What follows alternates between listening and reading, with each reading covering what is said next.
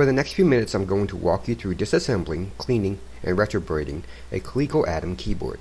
If you are unfamiliar with the term retrobrighting, it is a process of using hydrogen peroxide and ultraviolet light to reverse the yellowing that many older plastics experience.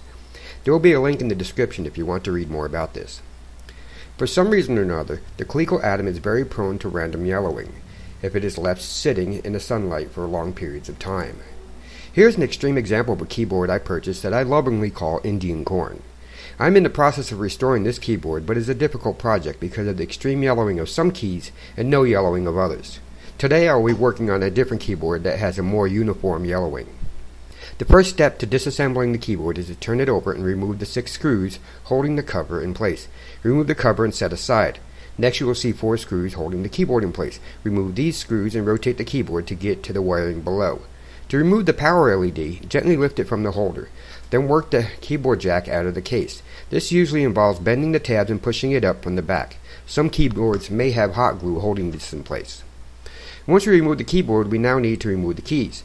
You can use your fingers and pull these keys off. If you feel lucky, you can also use a screwdriver and lightly lift from beneath each key, working your way down the rows. I have not broken a key this way yet. After removing the return key, pull the white plastic off the bottom and set it aside. On the spacebar, remove the spring and the 2 end pieces and the metal bar that contacts them and set this aside.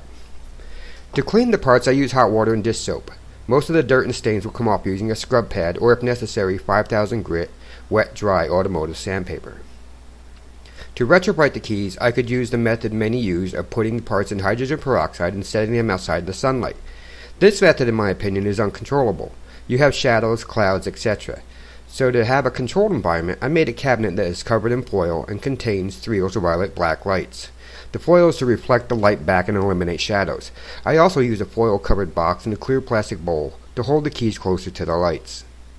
To set up the keys for processing, I put them upside down in a large Ziploc bag and then pour in number 40 volume hydrogen peroxide cream developer that you can purchase from Sally Beauty.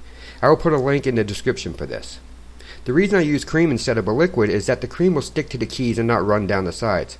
Also, it is sitting in the cabinet and the cream gets warmer and spreads out to fill every nook and cranny.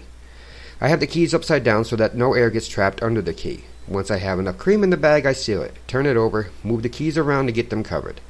Now I place them in the cabinet and let sit for 24 hours. I will check them every few hours and move the keys around so that they stay covered.